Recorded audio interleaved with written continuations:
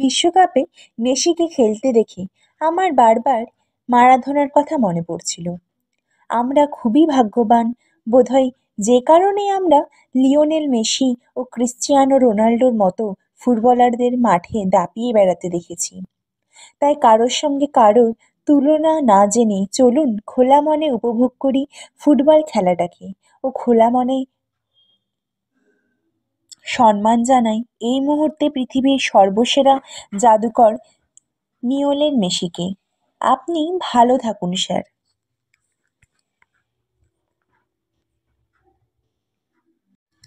আজকে আমরা জানতে চলেছি মেসি সম্পর্কে।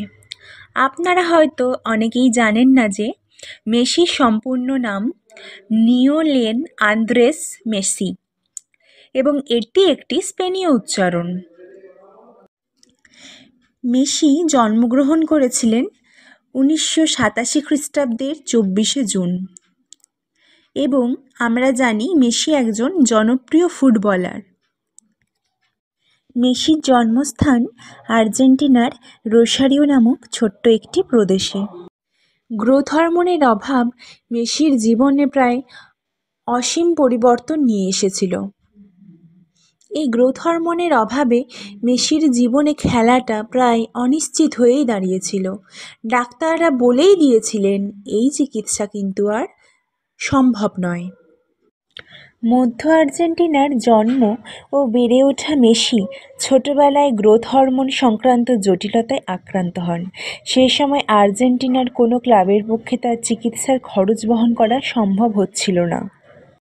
বার্সেলোনা তার চিকিৎসার খরচপত্র সমস্ত কিছু বহন করায় তিনি মাত্র 13 বছর বয়সে বার্সেলোনার সঙ্গে চুক্তিবদ্ধ হন এবং স্পেনে পাড়ি জমান। বার্সেলোনার যুব প্রকল্পে তিনি নিজের প্রতিভার প্রমাণ দেখাতে শুরু করেন এবং 2004 সালের অক্টোবরে 17 বছর বয়সে বার্সেলোনার মূল দলে তার অভিষেক হয়। 2003 সালে অর্থনৈতিক সীমাবদ্ধতার কারণে তাকে ক্লাব থেকে প্রায় ছেড়েই দেওয়া হয়েছিল, কিন্তু যুব দলের প্রশিক্ষণ কর্মীদের জোড়াজুড়িতে ক্লাবের ব্যবস্থাপনার পরিষদ তাকে দলে রেখে দেওয়ার সিদ্ধান্ত নেয়।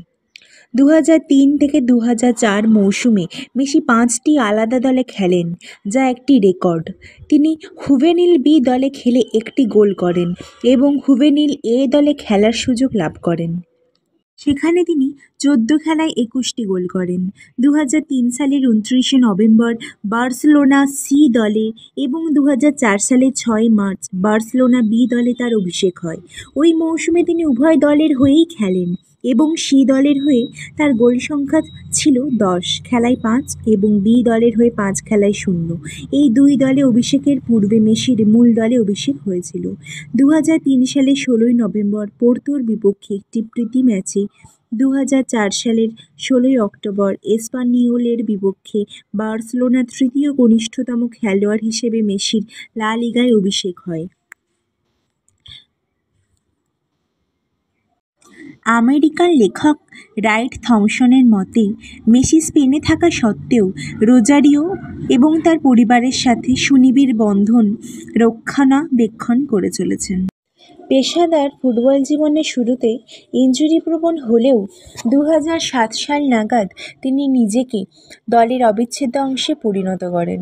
তিনি 2007 সালের ব্যালন ডি'অরের পুরস্কারে তৃতীয় ও ফিফা বর্ষসেরা পুরস্কারে দ্বিতীয় স্থান অর্জন করেন।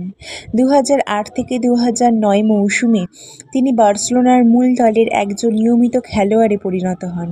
সেই মৌসুমেই তিনি বার্সেলোনাকে প্রথমবারের মতো এবং প্রথম স্পেনীয় ক্লাব হিসেবে ট্রেবল জয়ে সাহায্য করেন। এর পাশাপাশি তিনি সর্বোচ্চ 6 বার ইউরোপীয় সোনালী জুতো জয়ের কৃতিত্ব অর্জন করেছেন। তার পেশাদার ফুটবল জীবনের পুরোটাই কেটেছে বার্সেলোনায়। সেখানে তিনি 10টি লা লিগা ও 4টি উয়েফা চ্যাম্পিয়ন্স লিগ এবং 6টি কোপা দল রেস সহ মোট 33টি শিরোপা জয় করেছেন, যা বার্সেলোনার ইতিহাসে কোনো খেলোয়াড়ের পক্ষে সর্বোচ্চ।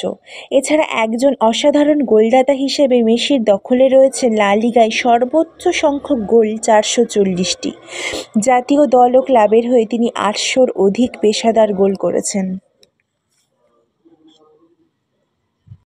FIFA world cup, Copa America, লা লিগা, চ্যাম্পিয়নশিপ লিগ, কোপা দেল রে, Olympic gold medal, European super cup. এক জীবনে একজন ফুটবলারের পক্ষে মোটামুটি যা যা ট্রফি জেতা সম্ভব তার সব জিতে নিয়েছিলেন লিওনেল মেসি। গত ফুটবল বিশ্বকাপে একার কাঁধে আর্জেন্টিনাকে বিশ্বসেরা তকমা উপাধি দেওয়ার জন্যই এইবার ব্যালন ডি'অর পেলেন মেসি। 8বার ব্যালন ডি'অর জয়ের পরে আমাদের ভালোবাসা ধরাছোঁয়ার বাইরে চলে গেলেন আমাদের সকলের প্রিয় LM10। ওয়ার্ল্ড কাপে মেসি যা পারফরমেন্স দেখিয়েছে সেটা বিস্ময়কর। বিশ্বকাপে দাঁড় করা 7টা গোলের জন্য 8 ম্যান অব দ্য ম্যাচের সম্মান পেয়ে গোল্ডেন বলও জিতে নিয়েছিলেন মেসি। সেই সব স্মৃতি আজও টাটকা রয়েছে ফুটবল প্রেমীদের মনে। হ্যাঁ, ক্রিশ্চিয়ানো রোনাল্ডো অবশ্যই আমাদের কাছের একজন ফুটবলার, কিন্তু আজ রোনাল্ডোর ফ্যানরাও বলতে বাধ্য মেসি একজন সত্যিকারের জাদুকর, যে জাদুকরের জাদুতে আচ্ছন্ন আট থেকে আসি সকলে। আজ থেকে 28 বছর আগে হরমোনাল অসুস্থতায় ভোগা একটা রোগা ছেলে মাঠে বারবার আছাড় খেয়ে পড়তো। তখন কে ভাবতে পেরেছিল 28 বছর পর সেই রোগা ছেলেটার প্রতিটা পদক্ষেপ অমর হয়ে থেকে যাবে?